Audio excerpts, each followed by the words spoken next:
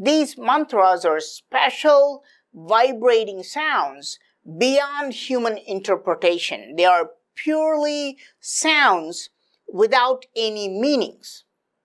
Now, what do I mean by this? I'm talking to you right now. These are all sounds I'm making with my vocal cords, and you're able to understand the meaning of it. Right now, you're only focusing on understanding the meaning of what I'm saying. Your mind is not paying attention to the sound itself because it's busy translating these sounds into meanings. Now, suddenly if I say, clean stream room,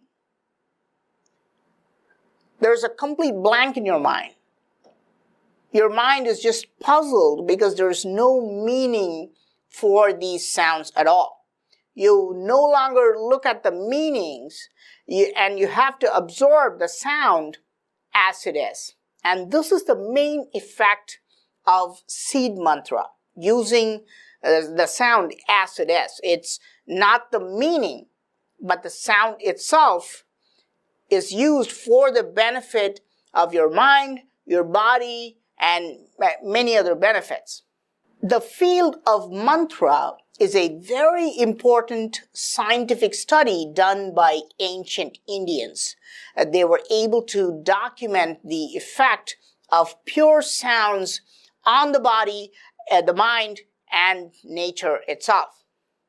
And of course, you can ask, is this really a scientific study? Is this really science? Isn't this some fuzzy religious theory? Do we have actual scientific evidence that sounds alter your mind and body? I think it's fairly easy to understand that sounds alter your state of mind. This is why we love music, and you also listen to music in a totally different language which you don't understand the meaning of the words. Someone plays the violin a certain way, and you will automatically go back to your past and start thinking of all the mistakes you made. If a bird makes a fabulous mating call, suddenly you start feeling romantic even though you're not a bird. So it is not hard to understand that sounds alter your state of mind, but do sounds really have an effect on your body? In 1957, a Russian-born scientist by the name of Vladimir Gavrilov was working in France, and he and his teammates were working in a lab in the city of Marseille. All of them started to get fever, headaches, and nausea, and they vomited multiple times a day, sparking the fear that they had all caught an infectious disease. But when everybody went home and stayed home, the mysterious illness went away and everyone became healthy. But then they all returned back to this lab and they all got sick again.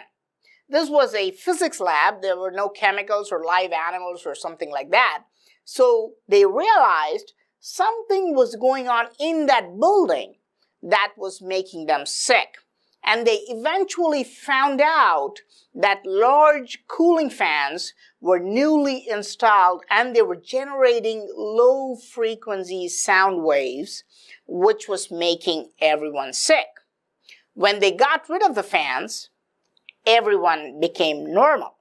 Now, Vladimir became so intrigued by this event that sounds can affect your body, he invented the very first sonic weapon, a weapon that creates sound to kill people. It was called canon sonique, and the French military at that time tried to use it unsuccessfully because they could not find out a way to focus these sound waves only on their enemies. So the people operating this device could also die just like their enemies because the sound waves travel everywhere.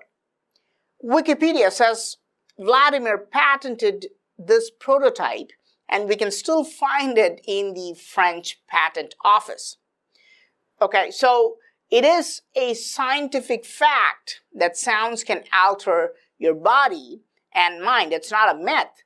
Ancient Hindus used the same concept and created mantras. By chanting certain sounds in certain frequencies, you can alter the mind and body. Okay, now let's try Om mantra and see